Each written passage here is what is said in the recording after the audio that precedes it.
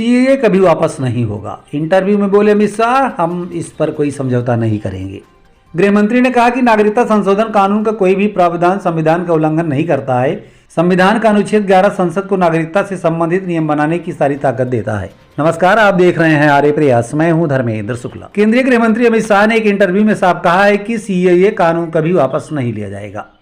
उन्होंने कहा कि देश में भारतीय नागरिकता सुनिश्चित करना हमारा संप्रभु अधिकार है और हम इस पर कभी भी समझौता नहीं करेंगे। शाह ने कहा सीएए मोदी सरकार द्वारा लाया गया है और इसे वापस लेना असंभव है। उन्होंने विपक्षी नेताओं पर तुष्टीकरण की राजनीति करने का आरोप लगाया। जल्द बंगाल में भी भाजपा की सरकार होगी। ये नोटिफिकेशन पर पश्चिम बंगाल की सीएम ममता बनर्जी के बयान पर केंद्रीय गृह मंत्री अमित शाह ने तीखा हमला बोला।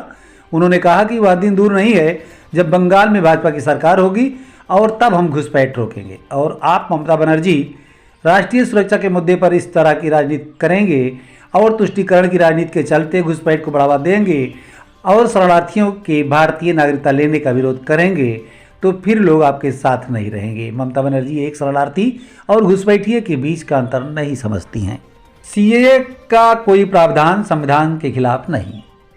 गृह मंत्री ने कहा कि नागरिकता संशोधन कानून का कोई भी प्रावधान संविधान का उल्लंघन नहीं करता है।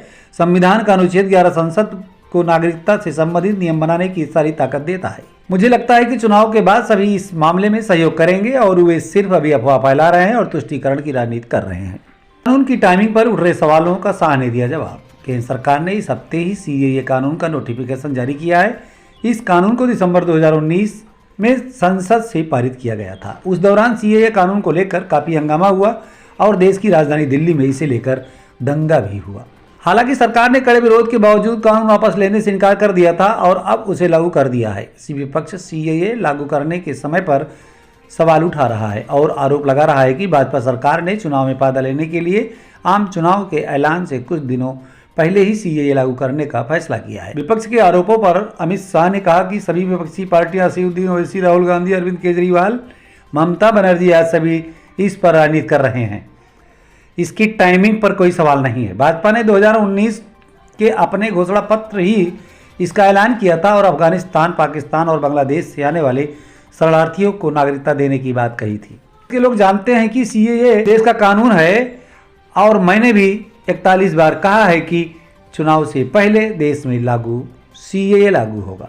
नागरिकता संशोधन कानून यानी सीएए अफगानिस्तान, बांग्लादेश और पाकिस्तान से धार्मिक आधार पर प्रताड़ित होकर भारत आए लोगों को नागरिकता देता है। इस कानून के तहत हिंदू, सिख, बौद्ध, जैन, ईसाई और पारसी समुदाय के लोगों को नागरिकता देने का प्रावधान किया गया है। मुस्लिम वर्ग को इससे बाहर रखा गया है और इसी वजह से इस कानून का विरोध हो रहा है। नई दिल्ली से ब्यूरो रमाकांत शुक्ला की रिपोर्ट।